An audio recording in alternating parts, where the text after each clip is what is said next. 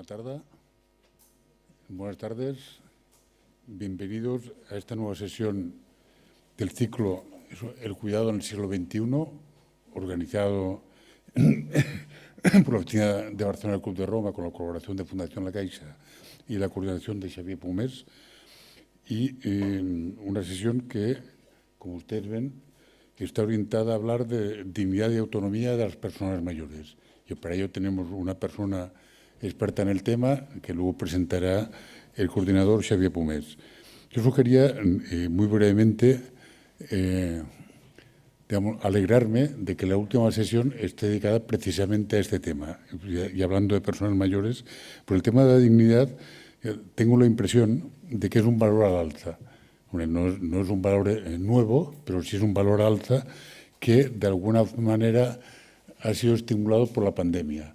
O sea, hay un fenómeno que se da de manera muy clara y remarcable en Estados Unidos, pero también en alguna medida en otros países occidentales, que es lo que allí han llamado la gran dimisión. O sea, las personas que han decidido, por razones de dignidad, no aceptar aquellos trabajos que sí aceptaban antes de la pandemia. Y esto es un fenómeno muy curioso y que pone en manifiesto esto que les decía, que creo que estamos asistiendo a una revalorización o a una emergencia, a un empuje nuevo por lo que respecta a la dignidad y a la demanda de dignidad. O sea, se va emparejando con la igualdad. O sea, hace un tiempo leí, no recuerdo el autor, un filósofo, que decía que la historia de la humanidad es la historia de la lucha por la igualdad. Con grandes hitos como el cristianismo, la Revolución Francesa, etcétera, bueno, probablemente lleva razón, pero a lo mejor algún día, no muy lejano, tenemos que decir que la historia de la humanidad es la historia de la lucha por la igualdad y por la dignidad. Pues un valor, insisto, en cuya demanda va al alza y también para las personas mayores. Anecdóticamente, en cierto modo, pero no tanto. Esta persona, cuyo nombre tampoco recuerdo, para el nombre soy malísimo, pero este señor, que creo que es valenciano, que salió diciendo: somos tontos, pero no, somos mayores, pero no somos tontos, o algo así. Este señor, en cierto modo, está demandando dignidad también. Diciendo, oye, somos mayores, no sabemos, no estamos a las últimas de las nuevas tecnologías, la brecha digital evidentemente es un hecho, pero eso no implica que seamos tontos, necesariamente.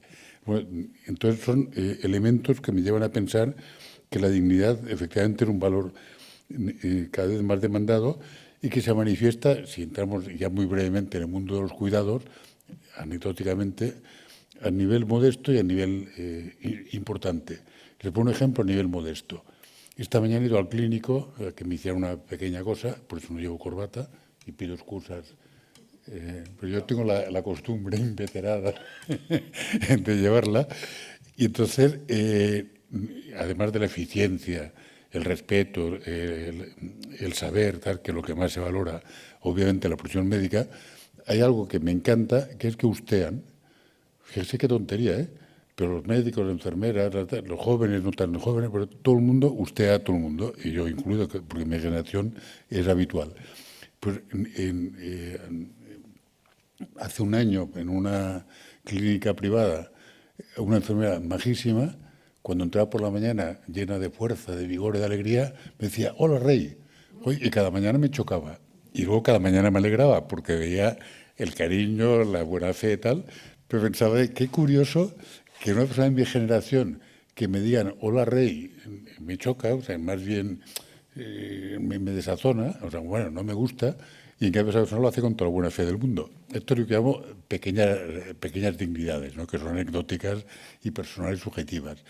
Y luego están las dignidades gordas, las que afectan realmente a las personas, y de eso nos hablará seguro la ponente, pero yo solo voy a hacer mención de un libro que se ha publicado recientemente en Francia, que es Le Fossoyeurs, los enterradores, los sepultureros, ¿no?, que es un periodista francés que ha hecho un año y pico de investigación de cómo se gestiona la pandemia en las residencias de mayores en Francia. Y el libro es terrorífico. No es un caso único, también ha ocurrido en Dinamarca, un país muy civilizado, como todos sabemos, en España, bueno, pues en otros países, y hay un común denominador, parece, en estos países, de centros gestionados por grandes multinacionales que se dedican a este sector, Pero ahí ha habido un atentado, se ha producido un atentado grave a la dignidad de las personas, digamos, acogidas, entre comillas, y no solo de los residentes, sino también de las personas que los cuidan. Con lo cual, el atentado, la violación de la dignidad que se ha producido en estos, aparentemente, ahora en muchos casos, en este periodo ha sido grave. Bien, perdónenme el paréntesis, ya solo me queda insistir en dar las gracias a la ponente por su presencia, a Xavier Pomés por su presentación, que es inminente, y a las personas, Mercè Mas y Josep Carnet, que me recomendaron a la ponente por su conocimiento y su experiencia en estos temas. Muchas gracias.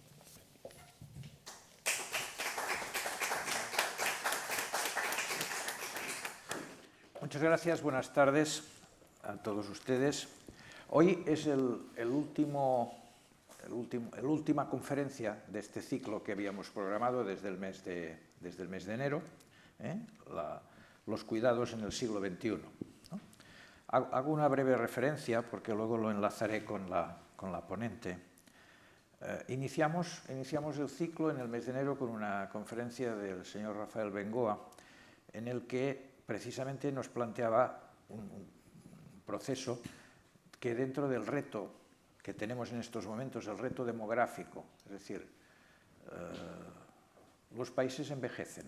Si ustedes han visto últimamente la prensa, en los titulares de algunos de los periódicos de mayor difusión, pues se habla de las dificultades de las pensiones, del envejecimiento, de toda una serie de cuestiones. Y eso, entonces, también se cruza con otro proceso, que es que el envejecimiento llega también de unas enfermedades que afortunadamente se cronifican, es decir, no hace que el paciente muera, sino que hay una cronicidad. Hay que atender esta cronicidad, pero hay que hacerlo desde un modelo asistencial integrado. Por lo tanto, un ámbito médico, punto 1. Punto 2, ¿qué es el cuidado? ¿Qué es cuidar? La catedrática de Ética, Victoria Camps, nos hablaba de que, nos decía una frase muy curiosa, bajo mi criterio: el cuidar es tan necesario como la justicia. En una sociedad desarrollada hay que tener muy claro este aspecto. Tercera ponencia, la atención en este caso a los cuidadores, a los familiares de personas dependientes. Sandra Pou de Vila, terapeuta senior del área social de la Fundación Pascual Maragall, entraba también en este ámbito, en este caso el cuidado, pero al que cuida. Cuarto, el doctor Segura, la prevención y la salud. Y dentro de esta prevención y salud, si algunos de ustedes estuvieron en la conferencia, pues echar al suelo bastantes mitos y poner los puntos en las zonas más importantes. Quinto, la hipermedicalización. Es decir, una cosa es tener un modelo de asistencial integrado y otra cosa es hipermedicar, lo cual es una amenaza importante en unos cuidados. El doctor José Augusto García, presidente de la Sociedad Española de Geriatría, estuvo aquí. Yo, me lo ha pisado el señor Lanaspa, iba a decir también lo mismo, y se lo he dicho antes a la ponente. Para mí, el título de hoy es el más importante: la preservación de la dignidad y de la autonomía. De la autonomía, pero sobre todo de la dignidad de la persona. Un último apartado que dijo también la doctora Victoria Camps. Dice: recuerden que nacemos y morimos dependientes.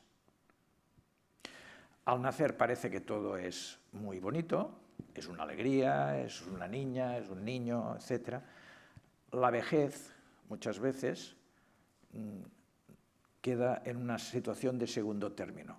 Es importante preservar, precisamente, dentro de todos estos procesos asistenciales, de salud pública, de cuidar a los cuidadores, de saber atender con dignidad y que esta dignidad la mantenga la persona a lo largo de su vejez. Hoy con nosotros tenemos, yo creo, a una experta, que es Lourdes Bermejo.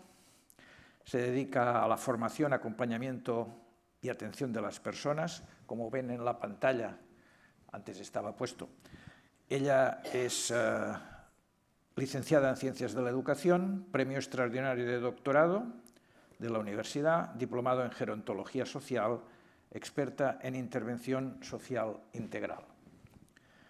Actualmente, aparte de los servicios profesionales como coach organizacional, educación para la salud, capacitando a habilidades docentes a profesionales tanto sanitarios como sociales, es vicepresidenta de Gerontología de la Sociedad Española de Geriatría y Gerontología, miembro de la Comisión de Trabajo de Personas de Edad del Colegio de Educadores Sociales de Canarias, miembro de la Comisión de Demencias de Alzheimer del IMSERSO, etcétera, etcétera. Es decir, no sé si tiene tiempo para todo, pero en todo caso estoy seguro que hoy nos va a ilustrar, repito, en este tema tan importante de la dignidad. Es decir, porque cuidar, yo creo que todo el mundo cuida, todo el mundo hace lo que puede, todo el mundo piensa que lo hace muy bien, pero quizá no siempre, no por mala voluntad, sino por ignorancia o incapacidad, no siempre estos cuidados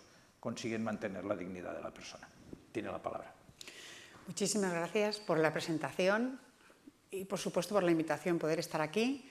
Y siempre es un placer volver a Barcelona y más compartir sobre un tema, sobre la esencia, ¿no? Porque cuando me ofrecieron la oportunidad de venir y definiendo el título, lo que quizá más me gustó es que es la esencia de todo, ¿no? O sea, ¿te da tiempo a más cosas? Bueno, pues esta es mi vida profesional. Yo más de 30 años trabajando en el sector de las personas que necesitan apoyos o cuidados y de los profesionales o de los entornos familiares o comunitarios donde están.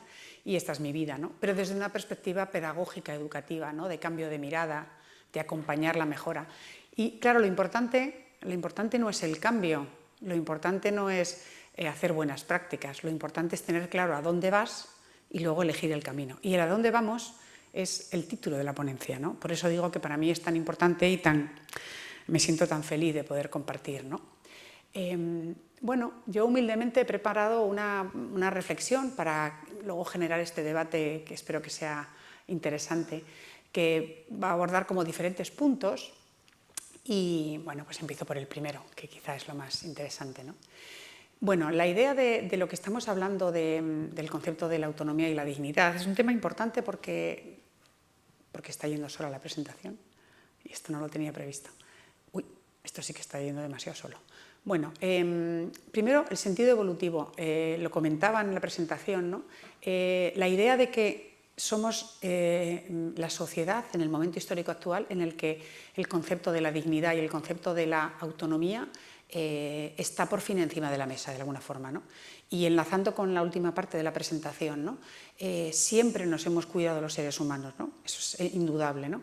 Porque si no, no habríamos sobrevivido como especie. Sabemos que somos una especie que hemos llegado donde estamos porque nos hemos cuidado, ¿no? Y nos seguimos cuidando. Pero claro, la calidad del cuidado, la calidad de los apoyos que yo te presto están en relación muy directa con algo que ahora tenemos muy claro, y es qué merece la otra persona, ¿no? Si yo te cuido a ti, pero en ese cuidarte a ti estoy olvidando ciertos aspectos que son esenciales para tu vida, para tu dignidad, para tu propio proyecto de vida, para tus valores. Si yo te estoy cuidando a ti, pero estoy omitiendo unos principios básicos en relación a tus derechos, la calidad de esos cuidados indudablemente hace unos años o hace muchos años nos podrían parecer que esto era un detalle nimio, porque al fin y al cabo el cuidado es el cuidado y es la supervivencia, pero ahora cuando hablamos de cuidado no hablamos solo de supervivencia física, estamos hablando de acompañar a la persona en un proceso de su vida donde necesita a otro ser humano para que siga teniendo una vida valiosa, vivida por él mismo, ¿no? Que siga siendo coherente a sus valores, ¿no? Y de alguna forma la idea de la dignidad, de la autonomía, es el resultado de una civilización, es el resultado de nuestra civilización. Y tenemos la fortuna de vivir en el aquí y el ahora. Si bien es cierto que hay situaciones diarias, y en la pandemia lo hemos visto clarísimamente, que hemos dado pasos atrás, ¿no? Hemos dado retrocesos, ¿no? Como creo que en general sucede en la sociedad, los cambios sociales las utopías que las sociedades nos ponemos encima de la mesa, vamos avanzando hacia ellas, pero en momentos de crisis, en hecatombes, y la pandemia lo ha sido, está claro que damos unos pasos para atrás, pero que tenemos que volver a coger carrerilla para ir, ¿no? Y de alguna forma el concepto de la autonomía, por ejemplo, es un concepto que nace en Francia con el filósofo Immanuel Kant y que ha ido como avanzando y que en España, digamos, tiene una identificación, un punto de corte, lo que es hace aproximadamente, exactamente 20 años. La Ley de Autonomía del Paciente, que es el primer gran reconocimiento. Ahora hablaremos del concepto, pero sí que quería ver un poco, que viéramos todos un poco que realmente hay como hitos en los que la idea de la autonomía y de la dignidad del otro empiezan. Los abusos en relaciones de atención sanitaria que se produjeron en Estados Unidos y en Centro Europa antes de la Primera Guerra Mundial, después de la Primera Guerra Mundial, hicieron cuestionarnos que había seres humanos, médicos, facultativos, personas con una representación y un conocimiento social que tenían el derecho de intervenir, de actuar sobre el cuerpo, sobre la vida de las personas, sin autorización de ellas, sin su consentimiento y sin saber lo que estaban haciendo, ¿no? Esto, que era una práctica hace 80, 70 años, ahora mismo nos parece impensable. Y estos son un poco los orígenes que empiezan a hacernos cuestionar como sociedad que algo sucede. Es a raíz de la Segunda Guerra Mundial y con la Declaración en el 48 de los derechos cuando empieza el camino, que realmente, si lo vemos en un evolutivo de la evolución humana, es antes de ayer. O sea que realmente estamos trabajando sobre unos conceptos y unos valores que, si bien están en nuestro lenguaje cotidiano, en nuestro argumentario cultural e ideológico, son súper recientes.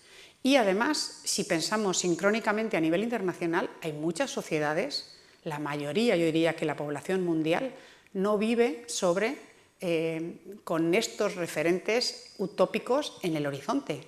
Es decir, a lo mejor ni siquiera aspira a ellos. No están reconocidos como algo valioso sobre lo que las sociedades vamos avanzando, ¿no? Quiero decir que esto a mí me parece siempre como ponerme en la situación de qué importante es esto, qué papel más importante tenemos, pero también es cierto que esto es como un bebé que está empezando a caminar. La autonomía y la dignidad está empezando a caminar en nuestra trayectoria como civilización.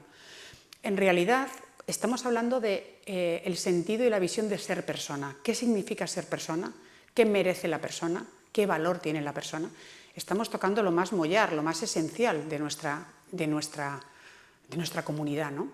Porque según se merezca el otro, según tenga derecho el otro, según lo valioso que sea el otro, tendremos que proveer recursos de apoyo, legales, de todo tipo, ¿no?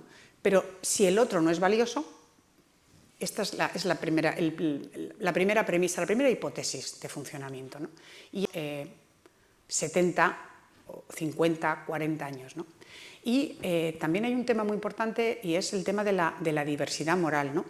Estamos en una sociedad con una pluralidad moral muy grande. Es decir, cada vez los ciudadanos, las ciudadanas, tenemos criterios, valores más diferentes. Somos una sociedad muy diversa y en esa diversidad cada persona tiene su patrón moral, su código moral propio.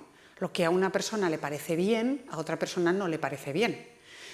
Es decir, estamos transitando hacia algo que es una realidad. Las sociedades como la nuestra generan una mayor diversidad en códigos morales. Sin embargo, o precisamente por ello, lo que es importante y lo que ha de ser común a todas las personas, tenemos que dejar claro qué es lo común y qué es lo compartido y que eso no es negociable de alguna forma. Entonces somos tremendamente, como sociedad, yo creo que tenemos que ser tremendamente flexibles con los códigos morales de cada uno, pero hay un común denominador que es la dignidad y que son, entre otras cosas, la autonomía, como esos valores que están por encima de cualquier paraguas moral que tengamos cada uno de nosotros y de nosotras, ¿no?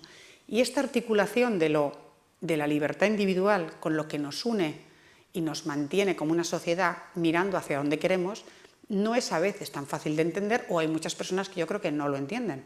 Por eso a mí me parece también como importante, quería comentarlo, ¿no? Como un punto también de reflexión, ¿no? Todos los seres humanos nacen libres e iguales en dignidad y derechos y dotados como están de razón y conciencia. Esto es, nos decimos en el 48, parece mentira que tengamos que decirlo en el 48, pero es cierto que venimos de una sociedad en la que no todos los seres humanos eran considerados seres humanos. Esto es una realidad, ¿no? De alguna forma la idea de autonomía, perdón, pero esto va como así. La palabra autonomía viene de la idea autos, mí mismo, sí mismo y nomos, ¿no? Y hace referencia a la posibilidad que tiene todo ser humano de darse sus propias normas para realizarse en la vida, ¿no? Es que me están dando solo y no sé por qué. La decisión de la persona en las cuestiones que le afectan a sí misma es el criterio que yo tengo, ¿no? Es un poco lo que diría Victoria Camps, ¿no? ¿Qué debo hacer, ¿no? Cuando uno se pregunta a sí mismo, ¿qué debo hacer? Y la propia persona responde, cada uno de nosotros, de nosotras, respondemos, ¿no? Esta capacidad, esta voluntad de tomar esa decisión, de darme mis propias normas de lo que es bueno para mí, esto sería la autonomía, ¿no? Es decir, yo soy capaz de autorregirme, de autogobernarme, ¿no? De alguna forma, ser una persona autónoma es tener capacidad para deliberar y decidir sobre qué hacer en situaciones difíciles. La deliberación y la decisión dependen de la consideración de los valores. Quiero decir que según lo que para mí es importante o lo que para cada uno de nosotros es importante, la decisión va a ser diversa, ¿no? Una persona puede tener su valor puesto en el autocuidado y en el mantenimiento de las capacidades de salud y ser una persona que está dispuesta a sacrificarse y a esforzarse por mantener un parámetro de salud, de independencia funcional, y está dispuesto a estar todos los días en el gimnasio o de hacer todas las terapias que haga falta, ¿no? Tanto por el esfuerzo que supone como por la economía o por lo que sea. Pero la persona que está sentada a su lado, que puede ser su hermana o su hija, a lo mejor el valor de mantenerme con las mejores capacidades de salud no es su valor prioritario en la vida y no está en la parte de arriba de su top de valores y tiene otros. Claro, ¿quién soy yo para decirle a la otra persona lo que tienes que hacer es esto, esto y esto? Tanto puede ser porque lo haces mucho, no hagas tanto, no te esfuerces tanto, lo que tienes que hacer es socializar, salir, divertirte, porque lo más importante en esta vida, en este momento de tu vida, ahora que estás jubilada, es que disfrutes de la vida y para disfrutar, mamá, lo que tienes que hacer es salir y esas cosas. O su contrario, lo que tienes que hacer es cuidarte, dejar de comer chorizo, en fin. En realidad, la deliberación y la decisión viene como resultado de tus propios valores.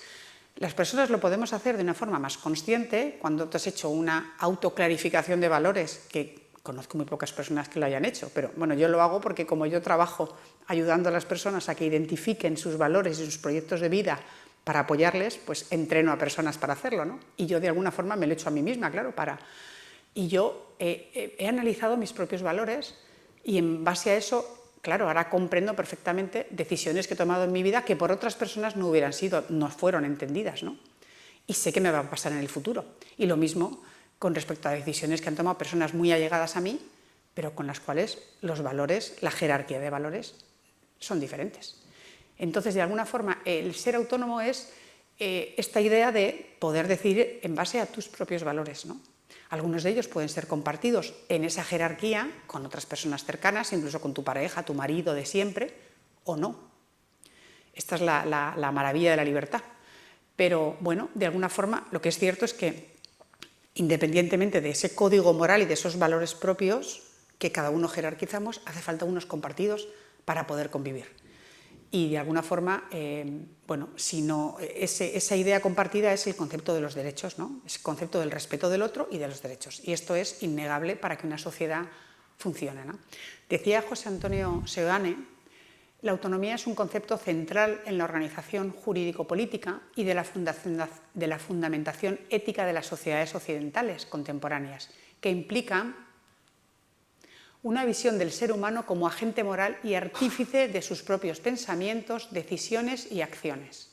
La autonomía no es únicamente una propiedad que se tiene de hecho, sino una propiedad a la que concedemos valor, es decir, es algo valioso, imprescindible para nuestra sociedad. Ser autónomo es un ideal, algo cuyo valor no es únicamente instrumental, sino que es un fin en sí mismo para la consecución de otros bienes o fines. Es decir, tiene un valor intrínseco. La autonomía es algo que, independientemente de la capacidad que puedas tener en un momento dado, que la tengas más limitada, es un valor y es algo que es intrínseco a la persona y que no podemos nunca pensar que alguien no tiene, aunque tenga dificultad para su ejercicio, para su desempeño, ¿no? Hay una idea muy interesante. La autonomía no es algo exclusivamente individual. Yo puedo ser más o menos autónoma, pero dependo del entorno y de otras personas para ser autónoma. Yo no puedo tomar las decisiones que quiera porque estoy en un contexto. Si tomo ciertas decisiones que implican a mi pareja, a mi hija, a mi familia, evidentemente hay una interrelación. Tampoco puedo tomar otras en el sentido de que hay unas normas de convivencia, hay unas leyes, ¿no? Es decir, que la autonomía, si no se entiende desde un contexto social que favorezca la autonomía, no vamos a poder desarrollar esa autonomía o nos la vamos a autolimitar. Y en las personas que tienen dificultades para el ejercicio de su autonomía, va a ser muy claro que la calidad del contexto en el que se mueva va a permitirle que ejerza su autonomía o podemos limitarla absolutamente. De hecho, lo hacemos. Bueno, esto es que tiene vida propia, perdónenme, pero tiene vida propia. Bueno, a la hora de pasar la idea de la autonomía a los servicios que las personas necesitamos, y quizá en el ámbito de la sanidad, que es donde nació la aplicación de la autonomía con la ley, la 41/2002, la Ley de Autonomía del Paciente, nos habla de que esta visión de la capacidad del derecho de la persona a tomar sus decisiones implica a los pacientes, nos implica a los ciudadanos, pero implica también a los profesionales, ¿no? Y esto me parece importante. Aquí seguramente estaremos más en plano de ciudadanía, pero a lo mejor nos escucha en otro momento personas que también tienen el rol de ser profesionales, ¿no? Y de garantizar esta autonomía, ¿no? Y luego, bueno, podemos poner luego ejemplos si vemos, ¿no? Decía Diego Gracia, para mí uno de los grandísimos de la ética en España, como médico, como catedrático, decía algo que era muy claro sobre el concepto de la autonomía y lo que implica la ley de autonomía y el concepto, ¿no? Que además que se reconozca en el sistema sanitario, curiosamente, las residencias son servicios sociales o sociosanitarios. Y cuando la autonomía es reconocida desde los servicios sanitarios, nos tiene que hacer pensar que, por supuesto, ello regiría lo mismo para lo sociosanitario y para lo social. Digamos que ha sido reconocida por el sistema al que en teoría yo creo que le costaba más entender o comprender o asumir el concepto de la autonomía del paciente. Una vez asumido hace 20 años, legalmente, en una ley que además es para todo el Estado español, afortunadamente, y eso ha garantizado el desarrollo más en paralelo de todos los territorios, la idea que decía Diego Gracia para explicar didácticamente era muy clara. Dice, yo como médico, pero como médico podemos poner trabajador social, fisioterapeuta, terapeuta ocupacional, psicólogo, enfermera, es lo mismo. Yo como médico pongo las técnicas, los conocimientos, las habilidades, las técnicas diagnósticas. Los valores los pone el paciente. Los valores son los del ciudadano. Es decir, yo soy un instrumento muy cualificado, muy técnico, que me ha costado muchísimo, al servicio de la persona con sus propios valores. Es decir, las decisiones son de la persona y yo solo estoy aquí para acompañar, para ayudar en esas decisiones. Esto, que es algo que ahora nos parece como obvio, hasta el año 2002 no había un reconocimiento de este derecho. Por lo tanto, cualquier persona, cualquier profesional con la autoridad moral que le daba ser un profesional de cualquier rango, en cualquier situación, cuanta más fragilidad por parte de la persona mayor, tenía la potestad, el derecho y la capacidad para decidir sobre nosotros. Y nosotros no teníamos respuesta posible. Era algo atribuible a la voluntad de la persona el no ejercer así, porque no había nada. Se suponía que el principio de beneficencia, de hacer el bien al otro, no, yo esto lo hago por tu bien. Y en base a que yo sé mejor que tú lo que tú necesitas para estar bien, yo decidía por ti, ¿no? Este reconocimiento de que el profesional pone las técnicas, los valores, las técnicas, los conocimientos, las habilidades, pero los valores El ciudadano es revolucionario. Tan revolucionario es que a fecha de hoy, después de 20 años, yo diría que la esencia de este concepto del respeto a la autonomía sigue estando ausente en muchísimas relaciones asistenciales donde la persona está en situación de fragilidad, está en situación de envejecimiento, está en situación de dependencia física, etcétera, ¿no? Quiero decir que estos son cambios que requieren muchas décadas. Lo que pasa es que yo sigo pensando que están tardando mucho, porque yo fíjense, les voy a poner un ejemplo. Antes de la Ley de Autonomía del Paciente, yo participaba, colaboraba, trabajaba en una asociación de Alzheimer. Y cuando una persona venía por la puerta a un centro que ponía en el título Asociación de Alzheimer, ¿verdad? La persona entraba y decía, mire, yo he cuidado a mi marido, he cuidado a mi madre, yo creo que tengo una demencia, yo creo que estoy iniciando un deterioro cognitivo, por favor, ¿me pueden hacer una valoración? Porque yo quiero saberlo, ¿no? Venía a la asociación, venía buscando un neurólogo o un psiquiatra para saber. Antes del año 2002, si la asociación, los miembros de la asociación o cualquier persona decidía que esta señora no tenía por qué saberlo porque lo mejor para ella era no saberlo, sus hijos, el propio profesional, esta señora se iría, de hecho se fue, en una circunstancia que recuerdo perfectamente, por la puerta a la pregunta de ¿me pasa? Quiero saber, no llevarse la respuesta real, porque alguien decidía que lo mejor era que no lo supiera. Desde diciembre de 2002, que entra en vigor en el 2003, ya no son tus valores de yo creo que lo mejor es para ti, es que tú no lo sepas. Es que si tú me estás demandando la información en plena coherencia con tus propios valores de querer y el derecho a saber, yo no puedo decir no te lo voy a decir, porque tu derecho a lo que sería la autonomía informativa, el derecho también a saber, es tuyo. Y yo no puedo estar por encima de tu propio derecho, de tu propia visión de ti misma, porque para ti misma, para tu proyecto de vida, saber y controlar esa situación es parte de reconocer tu dignidad. Si en ese momento yo decido, porque me ha dicho la hija que es mejor que no se lo digamos a mamá, mejor que no lo sepa. Ya ve, tu madre lo quiere saber, viene todos los días a preguntarlo. Porque ella lo sabe, necesita la confirmación, porque ella se da cuenta. No, a mi madre no se le dice. Hasta el 2002 podíamos hacer la conspiración del silencio. Desde el 2002 los profesionales tenemos que ser responsables con la responsabilidad que hemos asumido en la sociedad en la que estamos, donde la dignidad del otro implica esto. Sea o no acorde con lo que nosotros haríamos o con nuestros valores. Pero son los valores de la persona, no los nuestros. De alguna forma, todo profesional está implicado no solo a aplicar bien las técnicas como profesional, por supuesto, ¿no?, sino al cumplimiento de los deberes de información, de documentación y al respeto de las decisiones de la persona que son adoptadas libremente por ella, ¿no?, en claro conocimiento y haciéndose responsable de las mismas, ¿no? Y de alguna forma esto lo vamos viendo porque sí que vamos notando que cuando hablamos de calidad asistencial en los recursos de atención a las personas, por ejemplo en el ámbito residencial, que es quizá donde más he estado yo, pero también en otro tipo de dispositivos, ya no se entiende la calidad asistencial si no valoramos la calidad en la que están siendo respetados los derechos de las personas. Y estamos hablando de la intimidad, la confidencialidad, por supuesto la información, la toma de decisiones. Estos son los derechos nucleares, ¿no? Entonces ya no hay calidad asistencial si no hay ayudar a la persona que pueda seguir ejerciendo sus derechos de forma efectiva en la situación en la que se encuentre y con las capacidades con las que disponga de alguna forma. Así que la ética nos implica a todas las personas, pero no solo eso.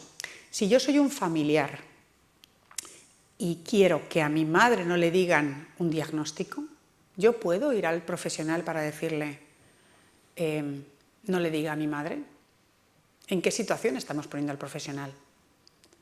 Si, por ejemplo, yo voy a mi médico de cabecera y me dice un diagnóstico y no ha ido mi marido conmigo, porque yo no he querido que me acompañe, y después toca la puerta y dice, perdone, esta señora que acaba de irse es mi mujer, ¿me podría decir qué tiene? Porque es que igual, ¿no? ¿En qué situación estamos poniendo a ese profesional? la ética nos implica a todos, no solamente a los profesionales, a todos los ciudadanos, porque al final uno de los problemas que tenemos para la aplicación de todo esto es que, por ejemplo, si yo trabajo en una residencia y algunos familiares o algunas personas de la comunidad que son referentes consideran que el respeto a la autonomía decisoria de las personas mayores es algo que no debe darse y que no podemos permitir que las personas tomen decisiones que puedan tener ciertos riesgos o que simplemente entendemos como que no son las mejores y que ya en este momento de su vida lo que tienen que hacer es ser cuidados y dejar que otros decidan. Cuando encontramos familiares así en nuestros centros, y los encontramos, cuando van en contra de las propias decisiones de sus padres y de sus madres, que saben lo que quieren para estar bien en la vida, y van en contra de eso, ¿en qué situación nos dejan a los profesionales? La ética ya nos incumbe a todos, a toda la sociedad, no solamente a los profesionales, porque si no tampoco nosotros vamos a poder avanzar hacia esa sociedad que en realidad queremos. Porque yo siempre me pregunto, los hijos y las hijas de muchas de las personas a las que atendemos queriendo limitar su libertad, por ejemplo, cuando nosotros estemos en situación de dependencia y dependamos de esas mismas personas dentro de 20 años, ¿vamos a permitir que hagan lo mismo con nosotros? ¿O creeremos que van a hacer con nosotros algo diferente? Habrá que construirlo. ¿Autonomía o autonomías? Voy a ir un poquito más rápido. Bueno, bajo el epígrafe de autonomía personal, a veces se ha hablado de la autonomía mezclando la parte física, la parte cognitiva, ¿no? Una persona tiene autonomía personal pues para hacer lo que quiere, ¿no? Bueno, pero ahí se juntan muchas cosas, porque yo puedo tener capacidad funcional para hacer las cosas, pero cognitivamente no tener la capacidad para la toma de decisiones. O lo inverso, puedo estar en silla de ruedas, tener mi capacidad de decisión perfectamente mantenida, ¿no? De alguna forma, cuando se utiliza la palabra autonomía personal, y ahora pondré un ejemplo de cómo desde el punto de vista de los profesionales, hace 22 años que hemos distinguido entre dos conceptos que nos ayudan mucho a extraer la autonomía como algo valioso, como una capacidad y un derecho muy valioso para potenciarlo mejor, ¿no? Entonces, la autonomía personal es un concepto muy bonito, pero a veces difuso, que mezcla cosas que no quedan claras. La autonomía funcional pues es lo que ahora diremos como independencia funcional, que es más fácil de que no se nos mezcle. Y digamos que la autonomía funcional también es el hacer, ¿no? Es decir, yo quiero hacer algo, ¿no? Y es la parte más física, ¿no? La autonomía informativa se refiere también a algo muy importante, ¿no? Que yo creo que en la sociedad actual a veces no nos damos cuenta que es el conocimiento y el consentimiento de los datos nuestros que son compartidos o que otras personas tienen, ¿no? Todos sabemos cuántos datos nuestros manejan o gestionan terceras, cuartas, quintas personas, en qué organizaciones, en qué bases de datos están nuestros datos personales. Aparte de los que puedan estar en San Google o San no sé quién que esté en algún lugar que no me puedo imaginar, pero indudablemente en nuestros sistemas, en nuestras administraciones están. Pero claro, esto lo aterrizas. Yo tengo una persona que me atiende, un auxiliar de ayuda a domicilio, un asistente personal, alguien que viene a mi casa, que tiene información sobre mí para poder apoyarme y cuidarme mejor si lo necesito, pero esa información, ¿con quién la comparte? ¿Quién más la conoce? ¿Qué partes de mi información más íntima respecto a mi pasado, a lo que es importante para mí, a mis recuerdos, a lo que es significativo, a lo que tengo miedo? Y esos datos, esa información que a lo mejor alguien tiene que tener para poder tratarme como yo quiero que me trate, pero esa información tan íntima, ¿dónde está? ¿Está escrita? ¿Quién tiene acceso a ello? Que no es lo mismo compartir un diagnóstico y que necesito insulina a haber compartido mi vida afectiva y cómo mis pérdidas me están afectando ahora mismo a llevar mi vida, y te lo cuento a ti porque tengo una relación de confianza, ¿no? Pero de ti va hacia alguien más. ¿Existe algún programa informático en las organizaciones que está recogiendo información de este tipo? A veces con esto de la atención integral y centrada en la persona, queremos conocer más a la persona para tener una mejor relación y más profunda y hacer una atención más integral, pero ojo, cuanto más conocemos a la persona, más información recabamos, ¿no? ¿Dónde está? ¿Quién protege? ¿Cómo protegemos esa información, ¿no? Y eso sería la autonomía informativa. Saber qué información nuestra y quién la está utilizando y para qué, y consentirla o no. y, por supuesto, la decisoria, que es de la que vamos hablando. Hay una reflexión pedagógica terminológica que yo desarrollé en el año 2000 dirigiendo un equipo que atendían a personas con situación de fragilidad física, pero también cognitiva, mayores, y me di cuenta que me ayudaba a reposicionar el valor de la autonomía. Y entonces simplemente recorrí a lo que diríamos la literatura, para diferenciar las dos grandes, digamos, dimensiones de capacidad en la persona, ¿no? La independencia, que es el puedo hacer cosas con ayuda o sin ayuda, y ahí tenemos muchas escalas de valoración para ver si necesito ayuda para hacer mi día a día. Puede ser desde lo más básico, que es lo que siempre se empieza, las AVDs básicas que llamamos, actividades de la vida diaria básicas, pero luego están otras, ¿no? A lo mejor yo quiero hablarme con un nieto que vive en Australia y necesito de alguien que me ayude para conectarme por una videoconferencia, ¿no? O escribir en otro idioma, lo que quiera que sea. Quiero decir que para yo tener la vida, o gestionar mis dineros, ¿no? Mi patrimonio, para yo tener la vida que quiero tener, a veces necesito apoyos, y estos pueden estar relacionados con que alguien me apreste, ¿no? Esto estaría relacionado a dependencia e independencia cuando es funcional, ¿no? Pero la autonomía no puede ser el sinónimo de la independencia, porque la autonomía se refiere a lo que hemos hablado, ¿no? A la capacidad de autogobernarte, ¿no? Y teníamos un problema en nuestro idioma, que era cuando tú preguntabas a las personas ¿qué es lo opuesto de ser autónomo? Todo el mundo decía dependiente. Claro, no, pero la dependencia es lo contrario de la independencia. Lo contrario de la autonomía no puede ser la independencia, porque es alto, bajo, feo, bajo. No, feo será guapo, no. Quiero decir, son dos capacidades diferentes cuyo antónimo, cuyo opuesto no puede ser el mismo. Cuando decíamos que una persona que no era autónoma era dependiente, estábamos solapando otra vez las dos capacidades, la capacidad de obrar, de hacer lo más funcional, con lo más cognitivo, con lo más volutivo, que es donde realmente radica la esencia del ser humano. Quién eres, cómo piensas, tus valores, tus decisiones. Esto es lo que te hace más humano. El necesitar un poco de ayuda para lograrlo, esto es el cuidado del que estamos hablando, ¿no? Mañana me rompo un pie, pasado me rompo un brazo o lo que sea. Pero mi esencia, mi yo, está muy ligada a mi autonomía decisoria, que soy la personalidad y la persona que me he construido voluntariamente cada día de mi vida en todas mis decisiones y gracias al entorno cultural y social en el que he vivido, ¿no? Entonces, esta idea de solapamiento en los recursos asistenciales supone que cuando una persona pierde la capacidad funcional, decidimos por él. Yo te tengo que llevar en silla de ruedas, te tengo que cuidar porque físicamente eres dependiente y sin darme cuenta decido por ti y te convierto en heterónomo, es decir, persona que no se autogobierna, te empiezo a gobernar. Entonces, muchas personas pierden la independencia funcional, pierden la capacidad de hacer las cosas solas, por sí mismas, y lo difícil, lo duro, lo trágico es que quien les cuida le arrebatan con un concepto cultural del que venimos de toda la historia. Yo te cuido, pero como yo quiera, con mis decisiones, con mis valores, con mis prioridades. Y entonces te anulo la autonomía decisoria. Por tu bien no comes esto, por tu bien te acuestas ahora, por tu bien haces esto. Y entonces el concepto este del cuidar, que cuidar sí, pero cuidarnos bien. ¿Y el cuidarnos bien qué implica? El respeto del otro, el respeto.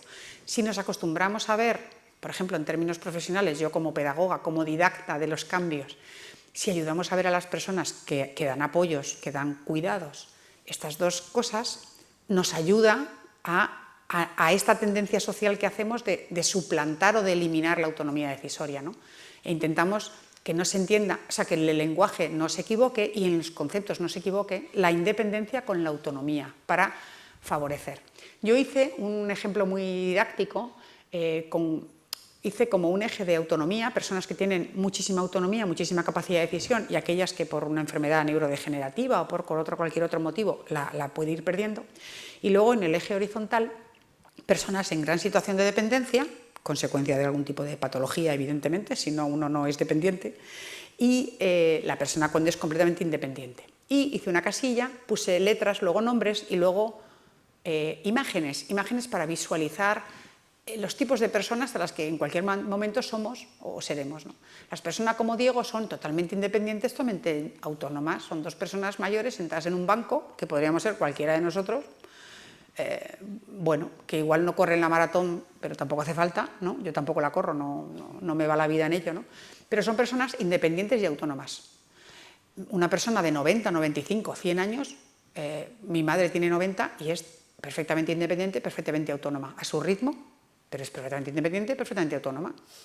Bien, esto es lo que a todos nos gustaría, llegar lo más posible en nuestro proceso de vida, lo más tiempo posible, más independientes, más autónomos. Pero claro, esto no lo elegimos. Te puede venir una patología, una cirugía, una mala rehabilitación, un ictus, lo que quieras que nos pueda suceder, y estamos como Consuelo. Consuelo era una persona que venía a un dispositivo que yo dirigía, que yo quería mucho además, que era cognitivamente y volitivamente, su voluntad y su capacidad, su cabeza era pues como la nuestra o mejor, pero estaba atrapado en un cuerpo que no le funcionaba, que no la obedecía. Y tenía que estar siempre exactamente en esta postura, ¿no? En un decúbito, ahí, tumbada. Pero ella, claro, entonces decía, no, Consuelo es muy dependiente, sí, sí, y muy autónoma, ¿no?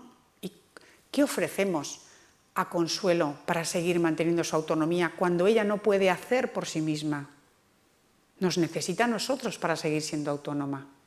Porque si nosotros la cuidamos o su entorno la cuida decidiendo por ella, que es lo más sencillo, como ella no puede ejecutar de otra forma, seguramente Consuelo lucharía un día, 2 días, un mes, 2 meses. Consuelo llevaba, cuando yo la conocí, más de 16 años en su casa, postrada en esta situación de dependencia, donde los cuidados que había recibido eran siempre como si no tuviera capacidad de decisión, hasta que empezó a venir a mi recurso.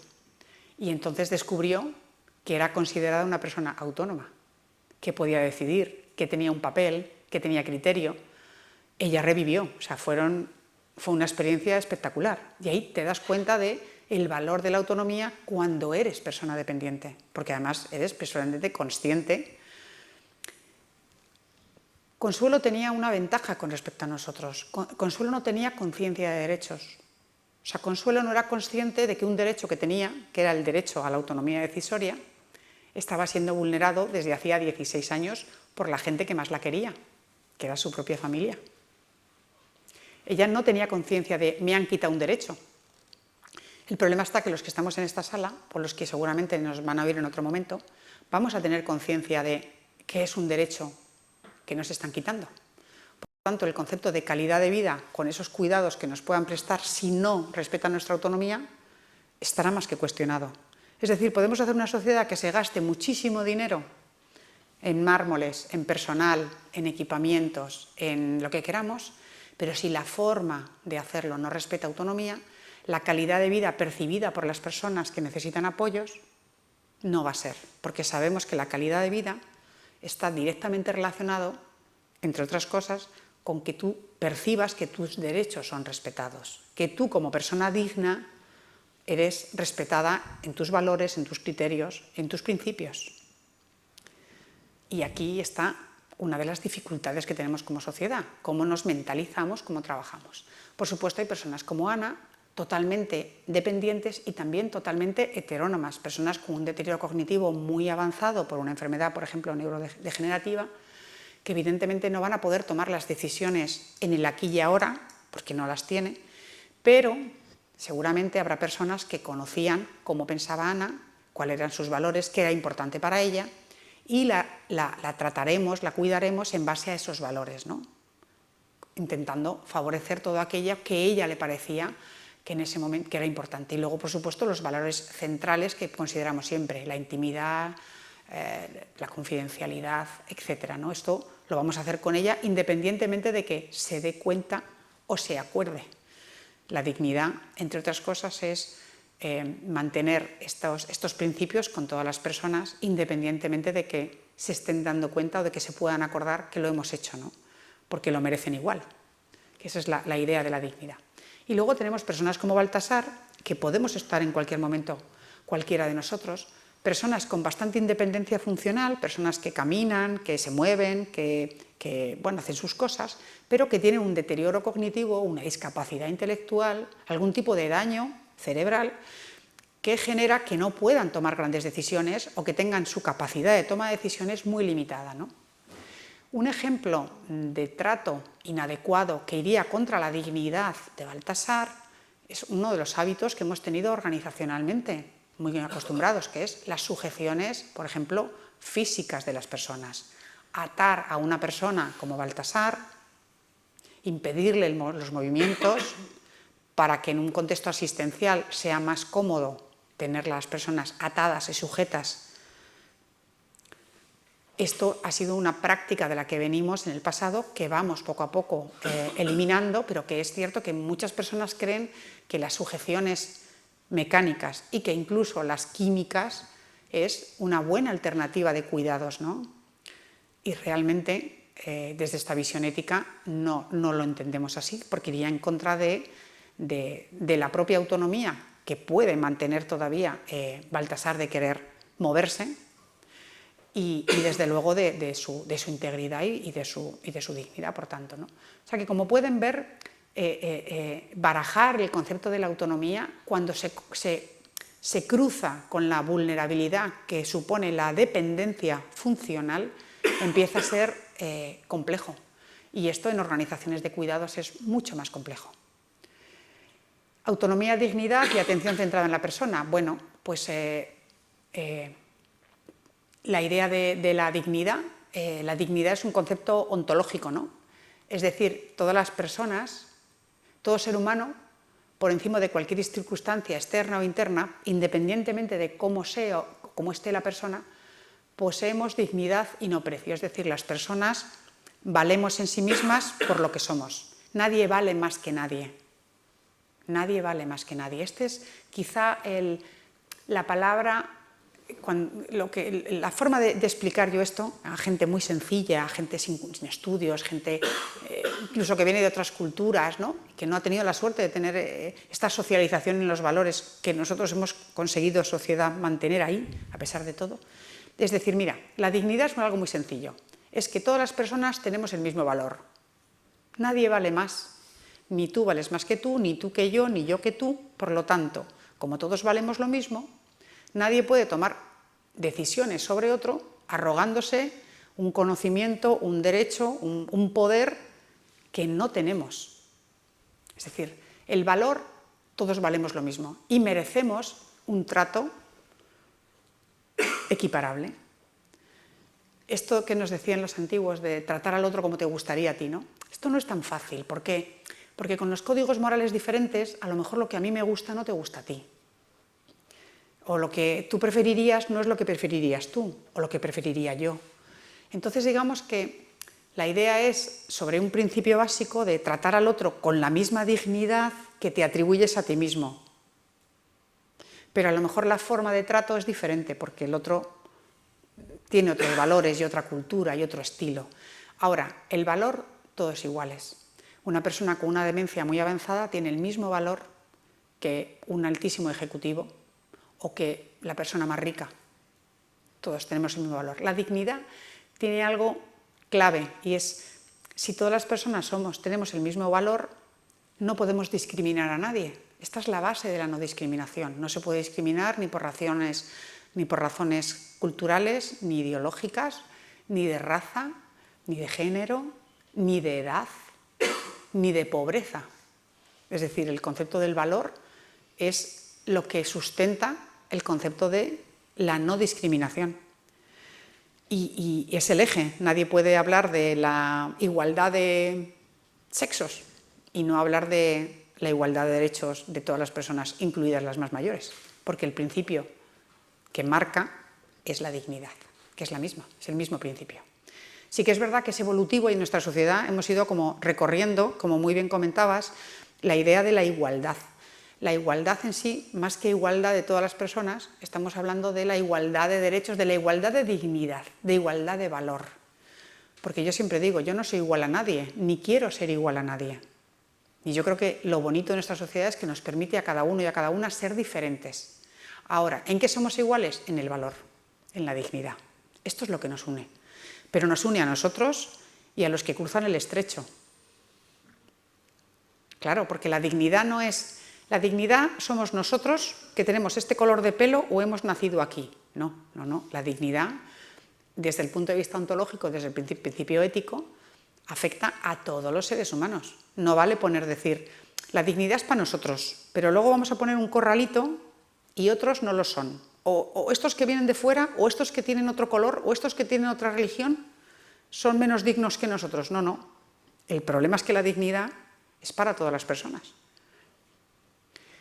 Claro, esto a nivel ético supone que la humanidad o una sociedad ha pegado un salto desde el año 48, que hubo que decir que todas las personas éramos, que antes ni siquiera lo pensamos, no queremos acordarnos de lo que pasó en la historia antes del 48, ¿verdad? Aquí en Europa, para acordarnos bien.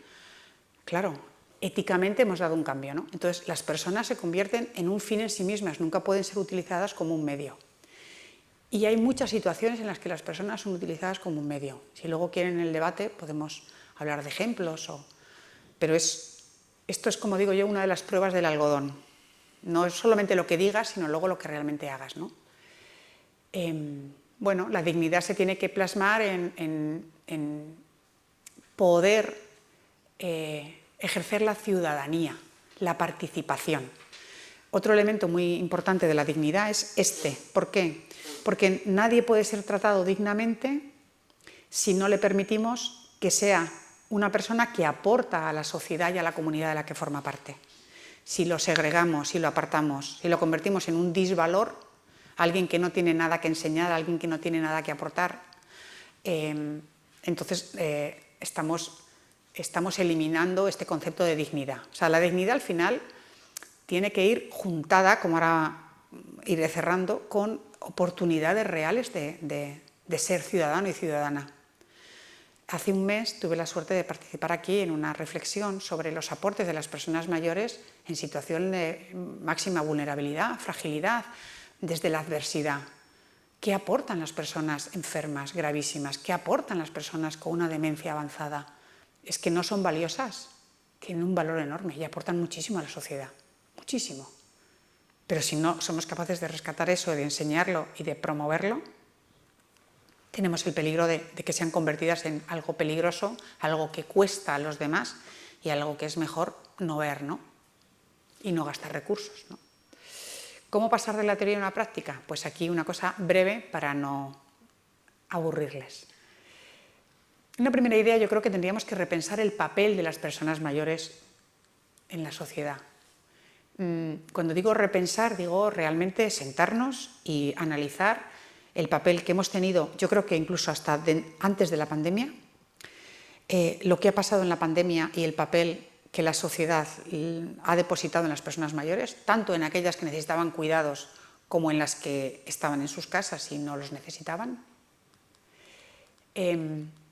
Otra segunda idea que yo les lanzo sería revisar los marcos legales y jurídicos a todos los niveles, o sea, desde una ley de un rango superior hasta la normativa de reglamento de régimen interno que regula la convivencia y las normas de una residencia.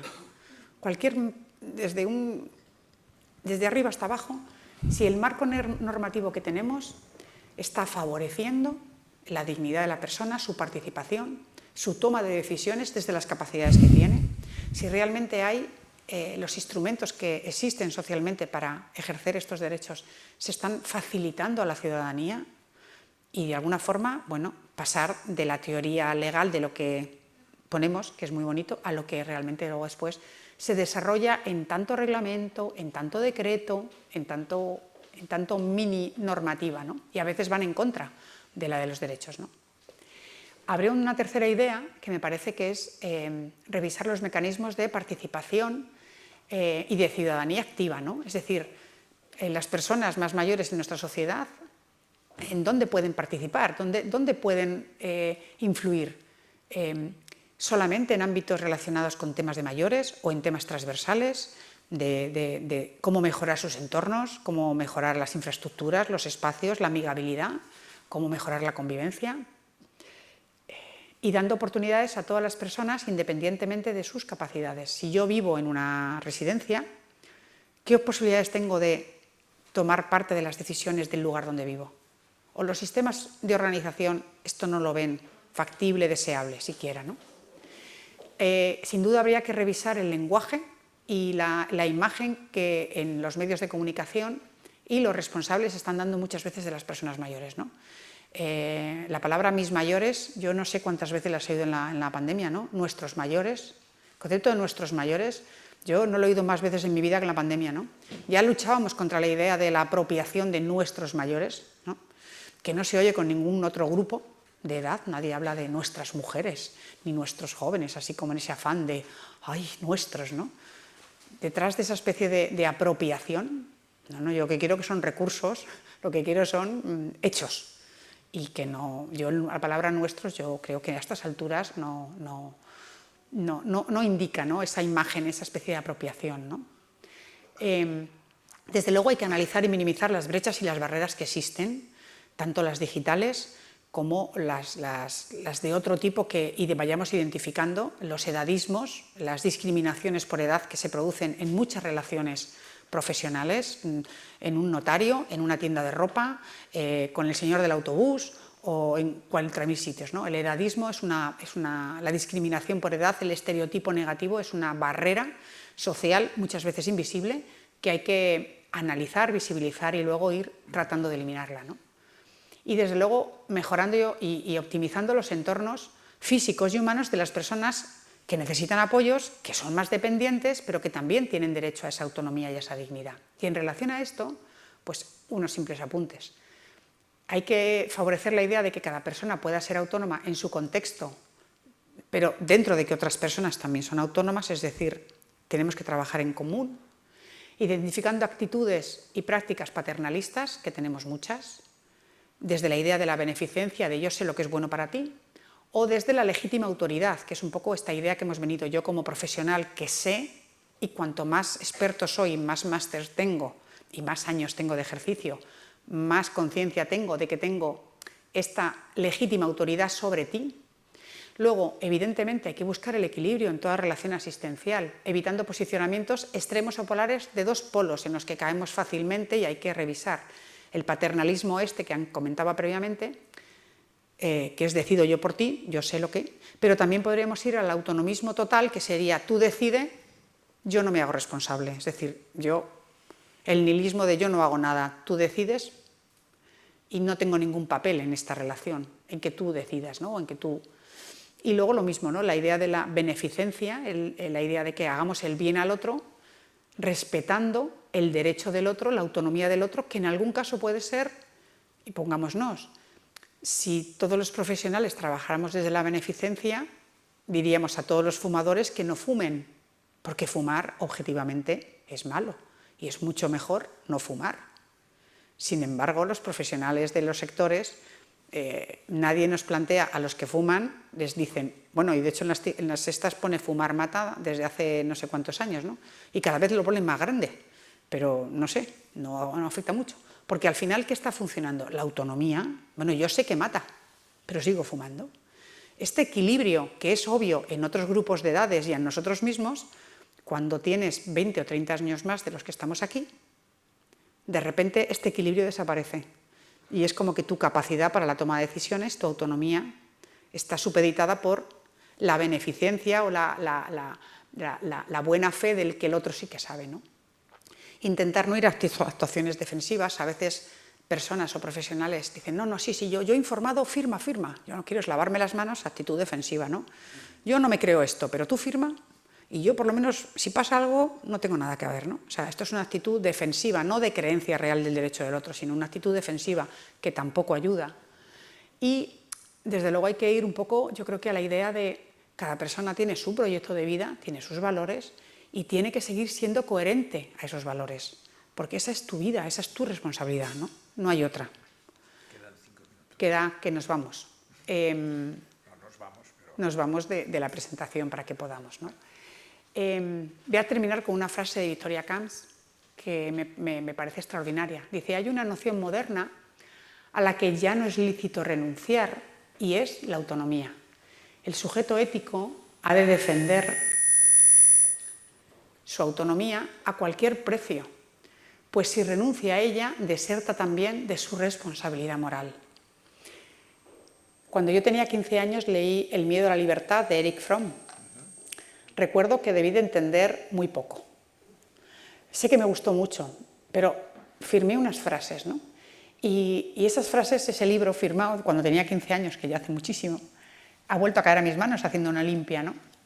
Y efectivamente era esta idea de que como sujeto moral ya no tienes más remedio que ser libre, ya no tienes más remedio que tomar decisiones. Las personas nos construimos en decisiones, asumiendo las responsabilidades de las decisiones. Y de alguna forma no hay forma de echar atrás. ¿Cómo vas a renunciar a la responsabilidad de ser el ser que ya eres, del ser con una decisión, con un criterio, ¿no? Es decir, los seres humanos no podemos ya renunciar a nuestra autonomía. Tenemos que seguir trabajando en ese esfuerzo de seguir siendo libres, asumiendo esas decisiones en contextos familiares y sociales responsables. Nadie puede tomar decisiones sabiendo que no está en un contexto. Somos interdependientes, todos estamos limitados en nuestras decisiones por esa solidaridad que innatamente tenemos, ¿no? Pero desde luego cada persona tiene la responsabilidad consigo misma de continuar siendo ella misma, ¿no? Y quizá dar apoyos y cuidados en esta sociedad, en este siglo de la longevidad, requiere que esto lo articulemos entre todos para que esos cuidados sean respetando la dignidad y la autonomía de las personas. Y muchas gracias. Muy bien.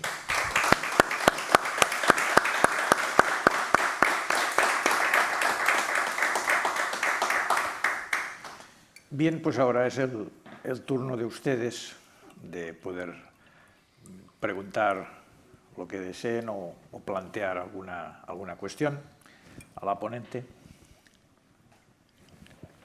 El Jaume Lanaspa.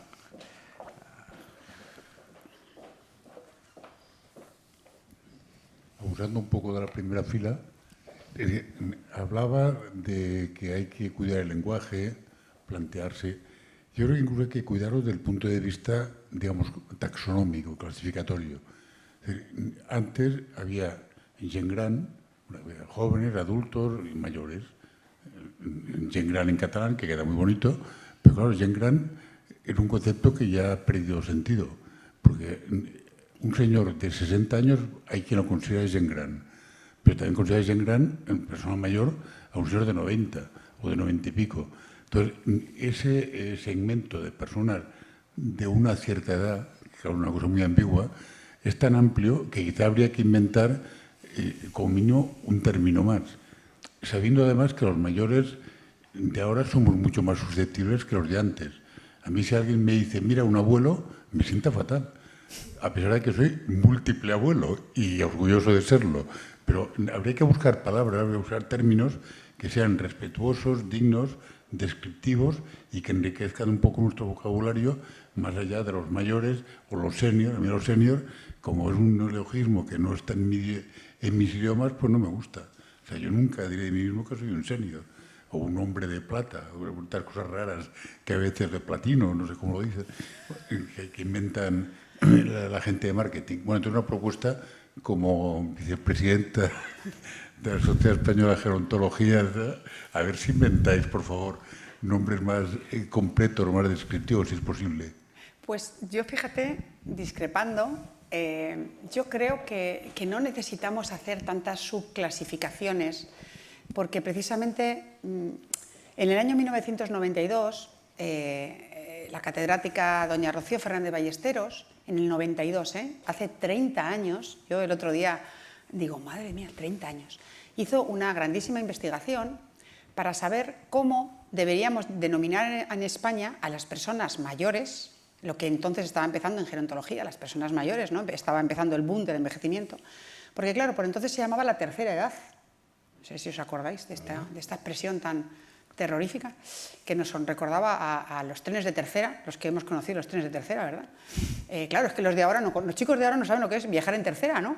Pero algunos hemos viajado en tercera, a lo mejor en otros países incluso, que todavía era como de quinta más que de tercera. Bueno, el concepto se plantea esta misma reflexión de, bueno, ¿Cómo llamamos al grupo de edad de las personas más mayores de nuestra sociedad?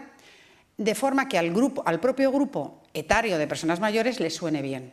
Entonces se hace un estudio donde participan personas mayores de toda España, estratificado, bueno, espectacular el estudio, y se les ofrece como una gama de nombres, ¿no? De denominaciones. ¿Cuál ganó por goleada? Personas mayores. Es más, ese estudio tiene el estudio desde los 18 hasta las personas mayores, todos los grupos de edad, se les pregunta ¿cómo te parece que sería bueno llamar a ese grupo de edad que tiene a partir de 65 años? Y mayoritariamente todo el mundo dijo personas mayores. Nadie dijo ancianos, nadie dijo abuelos, nadie dijo tercera edad. Es decir, fue muy interesante porque ya en el año 92 estaba claro que había algunas formas de denominación que nos parecían más dignas, que nos parecían más, que nos sonaban mejor. Y sobre todo que al propio grupo de personas afectadas les sonaba bien, que esta es la clave. Porque aquí la cosa está que dices, bueno, yo cuando hablo con una persona la llamo por su nombre, sí, pero cuando hablo del grupo de edad de esas personas, ¿cómo los llamo? En las residencias pasa mucho. No, yo cuando hablo contigo te llamo Joaquín o Margarita.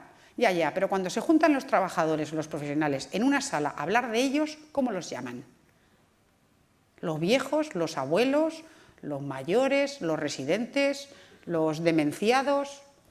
Claro, entonces ahí es donde está, ahí es lo que tengas en la cabeza lo vas a proyectar en el lenguaje. No es lo mismo personas mayores, personas adultas, las señoras, los señores, a decir los ancianos, los abuelitos, evidentemente. Entonces, un problema que hemos tenido quizá, por ejemplo, en la geriatría, hay un concepto que sí que se ha trabajado, el paciente anciano, ¿no? El anciano. Claro, hay personas que tienen muchos años, porque una posibilidad podría ser personas mayores y luego ya la ancianidad. O sea, ya lo que ahora ya entendemos que como hemos ganado como 10 años, se nos ha retrasado todo, ¿no? O sea, pero claro, las personas que tienen 90 años, ¿les gustaría ser llamadas ancianas? ¿O preferirían seguirse llamando personas mayores? Pues yo no he hecho ningún estudio, y muchísimo menos de la envergadura que hizo la doctora Ballesteros, pero yo a todas las personas mayores, o muy mayores que conozco, menos alguna que dice, me da igual, la mayoría dice, pues mayor, porque mayor. Entonces yo creo que lo que habría que reivindicar es que la horquilla de personas mayores es de 30, 40 años de horquilla. Es que claro, tenemos una horquilla desde las personas que se prejubilan con 50 y tantos, o sea, podría estar yo prejubilada, que no lo estoy, obviamente, hasta los 100. Porque, por ejemplo, de mi generación, nosotras vamos a llegar, si no nos pasa nada, a los 90 y tantos. Esto es lo real. Y las personas que están naciendo ahora llegarán a los 100. Esta es la realidad de la longevidad. Por lo tanto, vamos a estar jubiladas siendo mayores desde los 65, sí, hasta los 90 y tantos. Por mi familia, desde luego, como sea como mi familia, yo voy a llegar a los 90 y tantos porque en mi familia todas las mujeres llegan a los 90 y muchos. Una cosa extraordinaria. Y a mí me gustaría que me llamaran cuarta edad o anciana o alguna cosa rara, pues yo lo dudo. Y yo creo que al final nos pasa otra cosa. En la medida que ponemos etiquetas, podemos generar estereotipos. Una señora de 90 años va al gimnasio 2 veces por semana, hace ejercicios de fuerza y cardiotales y está a lo mejor en una condición, para su edad, mucho mejor que una de 70 que está hecha un desastre, porque la vida es así. Entonces, la edad realmente nos marca tanto respecto a algunos parámetros que pues es dudoso.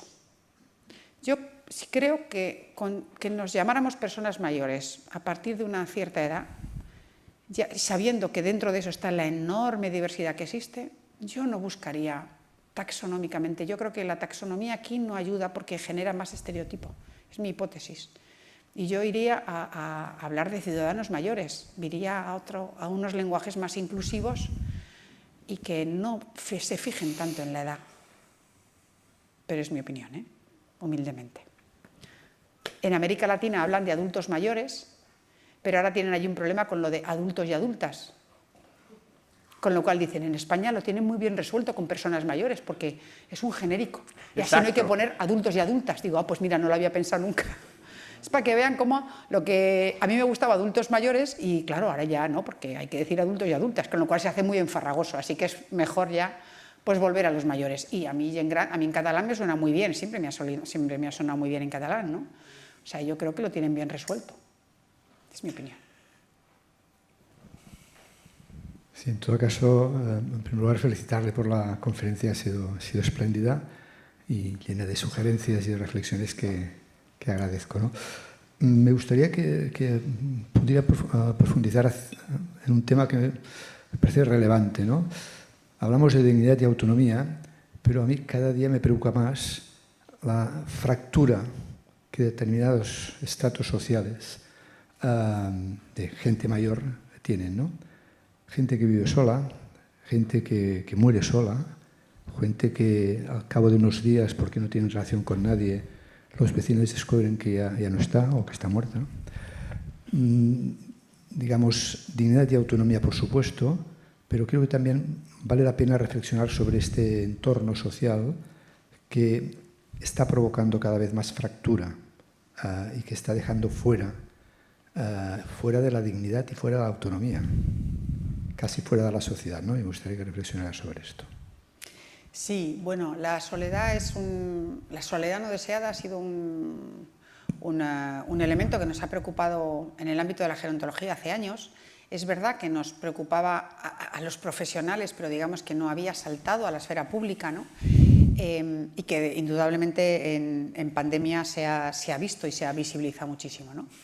Sin embargo, yo diría, el tema de la soledad, una cosa es la soledad no deseada y las personas que no tienen vínculos afectivos con personas relevantes para ellas, personas que están excluidas de afecto, ¿no? De alguna forma, y que es un problema, y que es un problema que como sociedad tendremos que abordar y tendremos que, para empezar, prevenirlo, segundo, identificarlo, y tercero, ver qué tipo de actuaciones se pueden ofrecer. Y aquí hay actuaciones, se me están viniendo a la cabeza algunas de ONGs, de organizaciones ciudadanas, que dignifican mucho las relaciones y el favorecer que personas en situación de soledad puedan volver a tener entornos.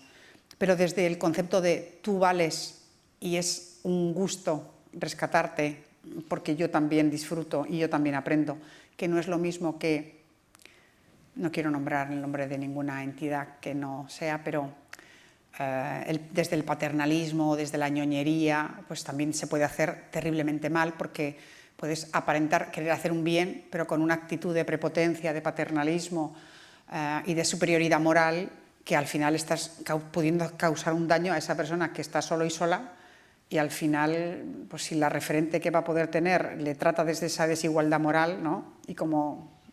Entonces, claro, todo tipo de actuaciones en relación a personas que están con mucha necesidad de apego, de afecto, de relación, hay que hacerla también con una mirada de dignificación del otro, no vaya a ser que sin querer, y sucede.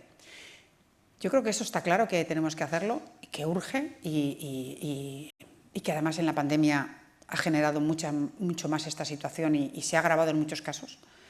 Y otra cosa es, otra realidad que a veces las sociedades podemos mezclar, y es, por ejemplo, el hecho de que muchas personas mayores vivan solas. La soledad, en muchos casos, es una elección, y es una elección en unos valores que hasta hace unos años eran poco comprendidos, ¿no? Yo he trabajado muchos años con mujeres mayores, incluso muchas de ellas mujeres viudas, ¿no? Donde hace una serie de años, yo cuando empecé a trabajar a finales de los años 80, con asociaciones, por ejemplo, de mujeres viudas, los valores, los criterios, las decisiones que tomaban eran las de los finales de los 80, en relación a quedarse sola, a irse a vivir con las hijas, a, por supuesto, poder establecer otra relación de pareja en el futuro, si algún día le surgiera el interés, ¿no?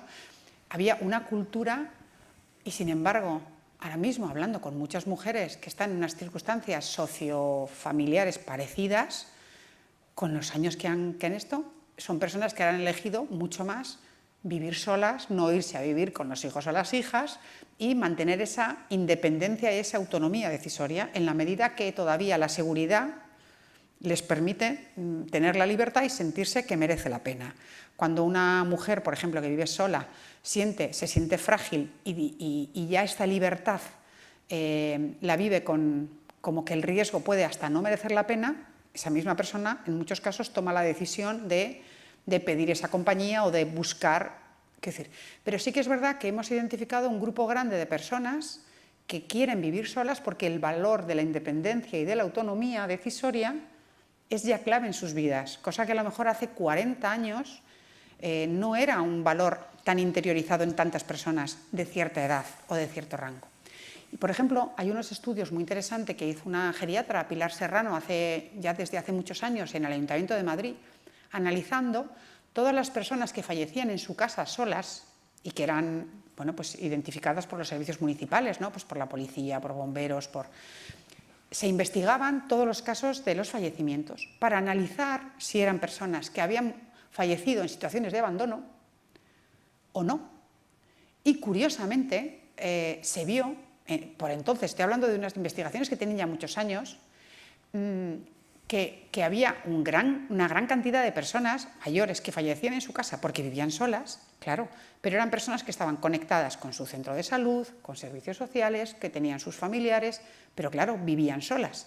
Y como me decían a mí algunos profesionales, el lugar más fácil donde uno puede fallecer es tu casa, es tu cama, a no ser que tengas una enfermedad y estés hospitalizado, pero te pueden pasar muchas cosas en tu casa, siendo con ciertos riesgos o con ciertas fragilidades posibles o ciertas cronicidades, que te pase algo en tu casa.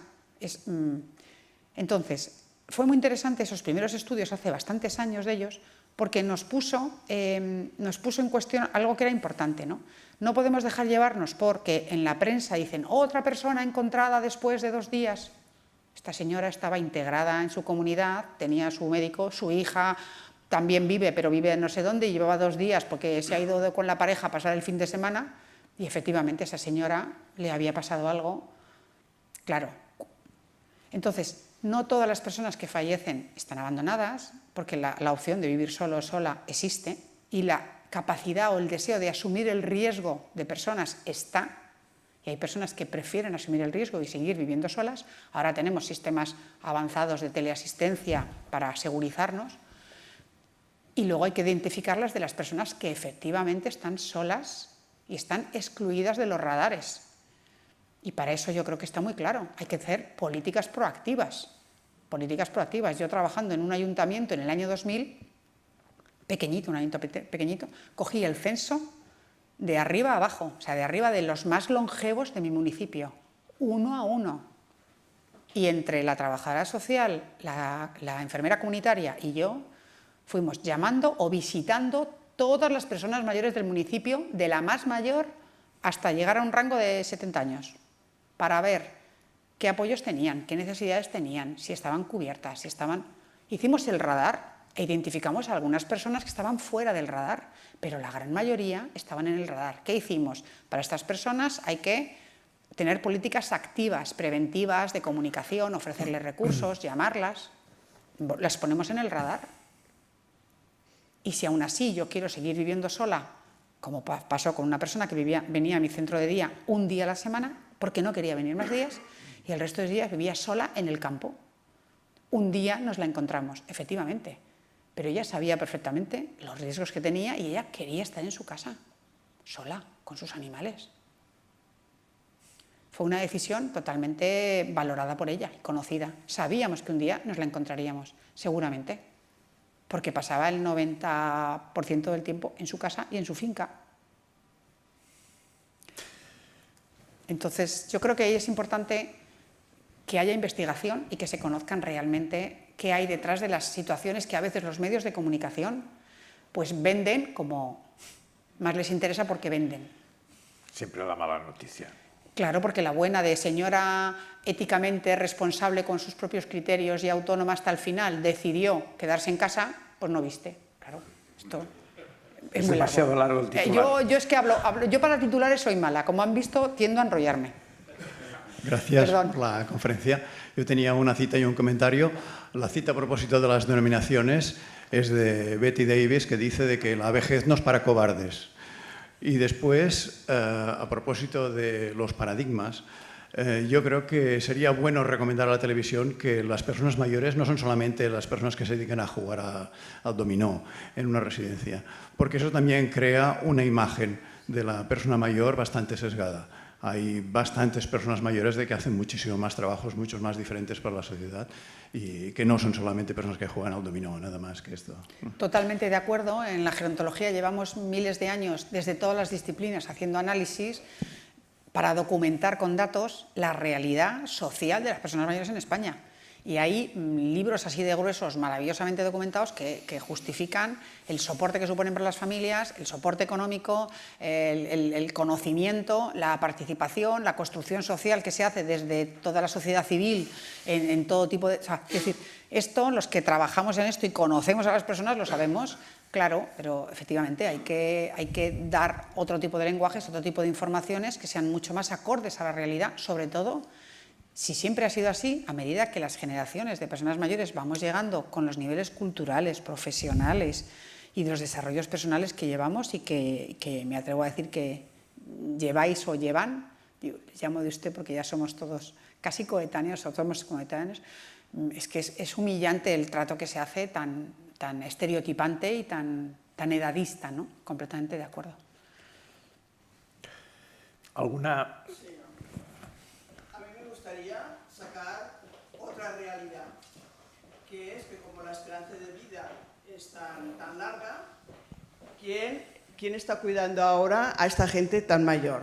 Pues resulta que personas que ya tienen 70 años, ¿no? Y entonces yo lo que veo es que aquí siempre hay como y sobre todo entre madres e hijas, ¿no? Que la madre se vuelve como muy con la obligación de que su hija la tiene que cuidar, ¿no? Hay mal rollo entre ellas y entonces, por otro lado, también piensas, y la pobre de 70 años, ¿cuándo va a vivir ella su vida? ¿No? Porque se ha pasado toda la vida cuidando y ahora que está liberada de trabajo y de toda una serie de cosas, ahora tiene que cuidar a los padres, ¿no? Y entonces, pues bueno, yo veo que esto es una realidad que se está dando y que cada vez se está dando más. Claro, la realidad de los cuidados es que implica generaciones que están prestando los apoyos y generalmente son las mujeres, todos los estudios lo arrojan, que pueden tener 70 años o pueden tener 60, quiero decir que independientemente de la franja, ¿no? Hombre, yo creo que hay de todo, hay familias y hay generaciones, hay padres, madres, hijas, padres, hijas, hijos, que empiezan a tener unos pactos de apoyos mutuos o de prestaciones de apoyos y de cuidados organizados, buscando qué se puede externalizar para no sobrecargar o simplemente para poder hacer apoyos en el tiempo. El concepto de los cuidados requiere que se organicen sistemas donde están las prestaciones profesionales, que tienen que desarrollarse más y mejor, sin duda, en entorno comunitario. O sea, con medias de atención domiciliaria, como digo yo, de 20 minutos al día, con esta media, ¿dónde vamos de apoyos? Esto no tiene ningún sentido, ¿no? Y es una media que existe, ¿eh? No vamos a decir de dónde y de quién, pero está. Entonces están los servicios profesionales organizados, supervisados, inspeccionados desde las administraciones, independientemente de que luego haya un copago o sean gratuitos o la persona tenga mucho y entonces lo pague, lo financie ella. Están, por supuesto, los apoyos familiares a los que no hay que renunciar, porque yo siempre pienso que hay una parte afectiva de mí que solamente voy a querer recibir de mi familia. O sea, yo querré servicios profesionales para ciertas cosas, pero apoyos familiares para otras, ¿no? Y yo querré que haya cosas que no me hagan mis hijos o mis nueras, ¿no? No querré que les haga un profesional, pero quiero que la parte mía, de mi reconocimiento, de mi relación, de mi identidad, de mi pertenencia, tener a mis amigos, a mi familia y a mis amigos, ¿no? Que también me van a apoyar, ¿no? Es decir, está la comunidad, ¿no? El concepto comunitario, el concepto de vecindad, ¿no? ¿Dónde están los apoyos vecindarios? ¿Dónde están los entornos amigables? Con todos los desarrollos de los cohousing ya empieza a haber muchas personas que no quieren seguir depender de sus hijos y que están haciendo comunidades de cuidados y de cocuidados mutuos, ¿no? y estamos ahí algunos construyendo, ayudando a que esas comunidades, esas cooperativas que ya existen, hagan sus estrategias de cuidados mutuos, porque cada vez hay más personas que tenemos otro modelo de cómo queremos ser cuidados, ¿no? Es decir, los cuidados implican, primero, concienciar a la ciudadanía y, desde luego, el reparto. Si no, no se puede equilibrar ni con la hija de 70 y ni con la de 40 ni con cualquiera, ¿no? Entonces, la autonomía tiene esa limitación de lo relacional y del contexto, ¿no? Y, bueno, hay que buscar el equilibrio. Tiene toda la razón. ¿Alguna última pregunta? Bueno, pues agradecer a Lourdes Bermejo. Lógicamente, creo que has respondido a las expectativas. Ha sido una bonita conferencia. Y hablando de titulares, yo me atrevería a poner un titular, que es cortito. Los valores siempre son de la persona. Y creo que este es un titular muy válido para englobar todo el ciclo sobre cuidados en el siglo XXI. Muchísimas gracias a todos ustedes y que haya servido para tener más claridad hacia dónde hay que ir en el futuro. Muchas gracias. Muchas gracias a ti. A vosotros.